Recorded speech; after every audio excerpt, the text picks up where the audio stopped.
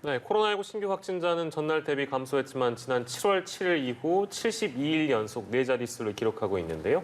정부는 사람들과 만나는 시간을 줄이면 그만큼 감염 위험도 낮아진다면서 추석 연휴 동안 만남 시간과 횟수를 줄여달라고 당부했습니다. 네, 신상엽 한국의학연구소 학술위원장과 관련 이야기 나눠보겠습니다. 어서 오십시오. 안녕하세요. 네, 안녕하세요.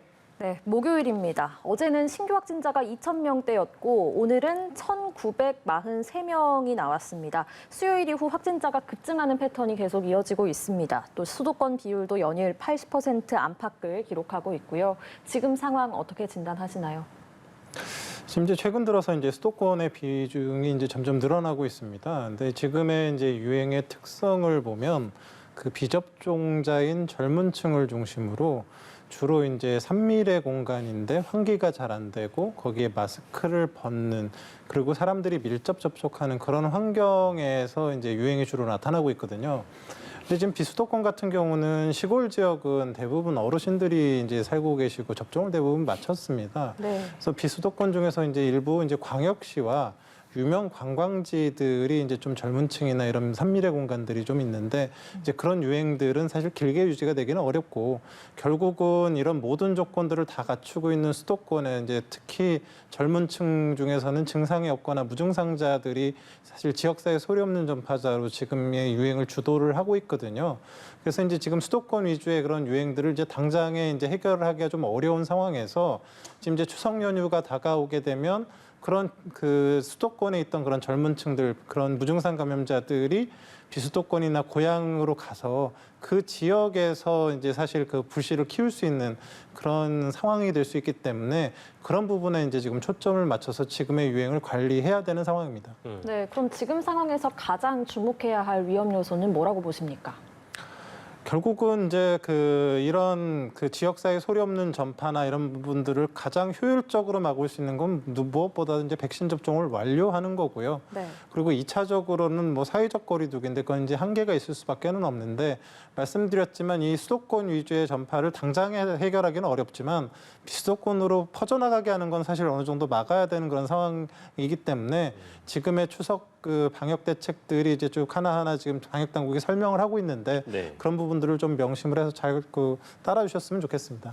감염 재생산 지수가 이제 1.01, 그러니까 1을 가까스로 넘어간 상황이고 수도권만 놓고 보면 이제 1.03 정도 되고 있습니다. 아무튼 뭐 이제 현상에 대한 상황에 대한 분석을 할 때 뭐랄까 좀 불안한 지표들이 있고 안정적으로 관리가 되고 있는 지표들을 이제 좀 나눠서 많이들 설명을 해주시는데 감염 재생산 지수가 1을 넘겼다는 부분은 아무튼 추석을 앞두고 있는 상황에서 그리 좋지 않은 상황이면 분명한 것 같습니다. 어떤 의견 주시겠어요? 결국은 이제 유행을 확산시키는 요소와 통제하는 요소가 이제 저울질을 했을 때 딱 균형이 맞았을 때가 어찌 보면 1이거든요. 그러니까 더 이상 확산도 안 하고 이제 이제 또 통제도 되지 않는 그런 상황인데 근데 그를 좀 위로 왔다 갔다 하고 있는데 결국 이 유행을 확산하던 요소가 어찌 보면 델타 변이 바이러스의 전파력 이런 것들이었는데 이제 델타 변이 바이러스가 이제 거의 100% 독점종이 돼가고 있기 때문에 이 부분은 더 이상 변수가 아니라 상수가 되는 거고요.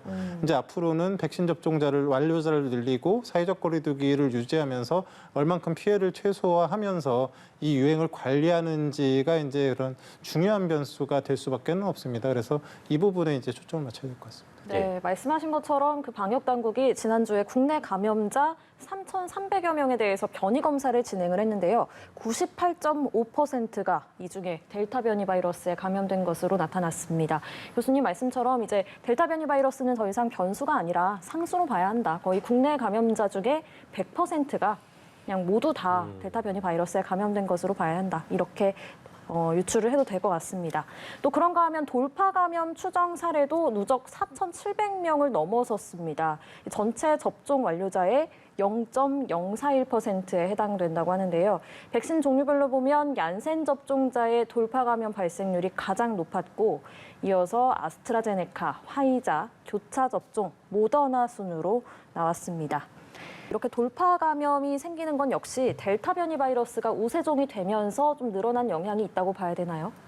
네, 그렇습니다. 이제 사실은 델타 변이 이전의 그런 변이 같은 경우는 그 백신 접종을 1차만 맞춰도 한 70% 가까이 효과가 있었고 굉장히 이제 중증 예방 효과도 좋았던 편인데 지금 델타 변이 상황에서는 1차 접종을 마치게 되면 그 예방 효과가 한 30% 남짓이고 물론 조금 도움은 되지만 중증이나 이런 그 예방 효과가 충분치가 않습니다. 그래서 델타 변이 이전에는 1차 접종이라도 빨리 이제 숫자를 늘려야 되겠다라는 게 이제 목표였다 그러면 네. 지금은 이제 접종 완료자를 늘려야만 이제 접종 완료가 되게 되면 델타 변이 같은 경우 한 70% 이상의 방어력과 중증이나 사망으로 가는 건 대부분 막아주기 때문에 이제 그런 델타 변이가 이제 기존의 백신을 회피하는 그런 부분들로 인해서 이렇게 이제 어찌 보면 방역 백신 목표나 이런 것들이 좀 바뀌게 된 상황이라고 볼 수 있겠습니다. 네, 알겠습니다.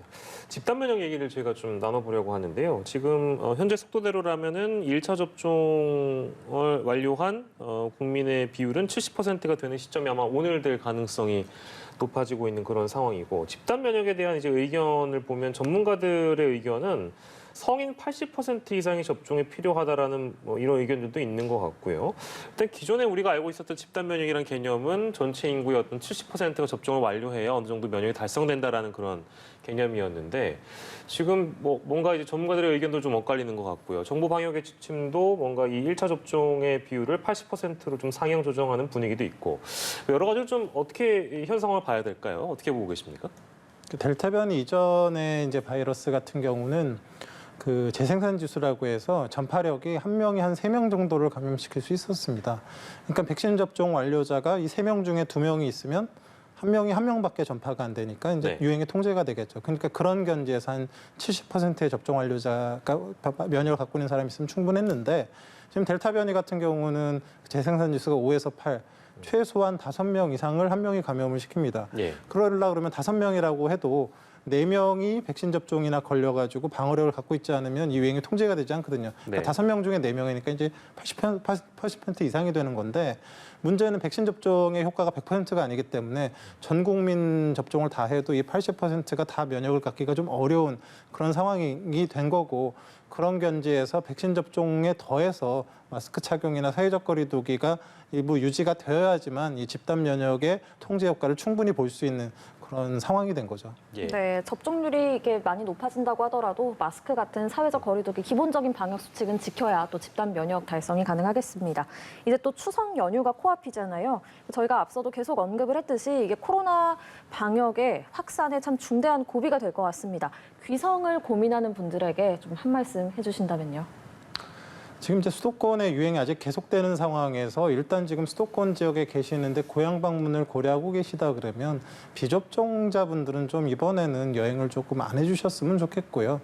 이제 접종 완료자의 경우 같은 경우에 있어서는 이제 그 접종 과정에서 이제 뭐 휴게소나 아니면 그 교양 방문 시 이런 과정에서 좀 그 개인 위생 수칙들을 잘 지켜주셨으면 좋겠고요.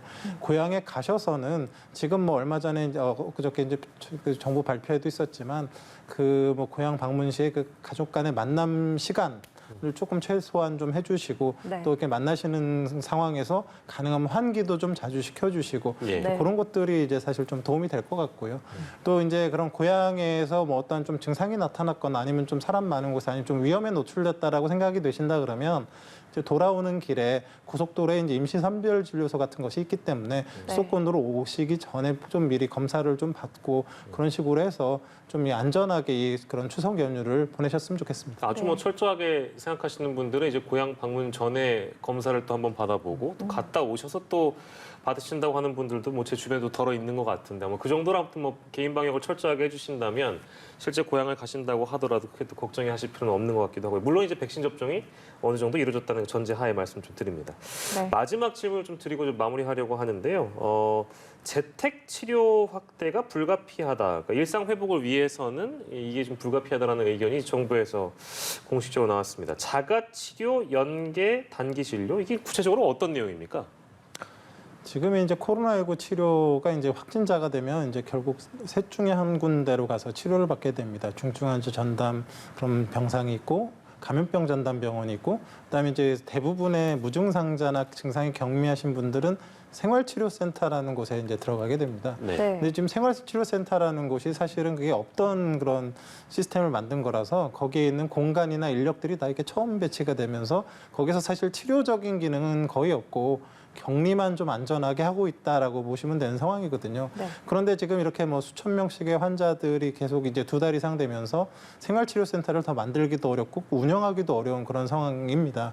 그런 상황에서 결국은 장기적으로 갔을 때는 증상이 없거나 이런 분들은 집에서 치료를 하시는 상황에서 어차피 치료 개념이 아니라 이제 격리하고 있는 상황이거든요. 그런 상황에서 증상이 좀 생기거나 문제가 생겼을 때 이제 정말로 치료센터, 단기 치료센터를 만들어서 거기에 방문하셔가지고 엑스레이도 찍고 피검사도 해서 안전성을 확인을 한 이후에 예. 아 진짜 진료가 필요한 경우, 입원이 필요한 경우는 이제 감염병 치료병단 그 병상으로 가시는 거고 아니면 다시 집으로 돌아오고 하면서 그 어찌 보면 자가 치료의 개념을 병원과 연계해서 이제 그런 진행 만들어 놓는 그런 거라고 볼 수 있겠고요. 예, 예. 그래서 이제 여기에 하나 더해져서 경구 치료제까지 더해진다 그러면 좀 더 안전하게 이런 시스템이 만들어질 것 같은데 네네. 아직은 경구약이 없는 상황에서는 이런 의사와의 진료를 바로바로 받을 수 있는 시스템을 추가로 만들어놨다라고 보시면 될 것 같습니다. 예. 네, 알겠습니다. 오늘 여기까지 듣겠습니다. 지금까지 신상엽 한국의학연구소 학술위원장과 함께 코로나 상황 짚어봤습니다. 고맙습니다. 네, 고맙습니다.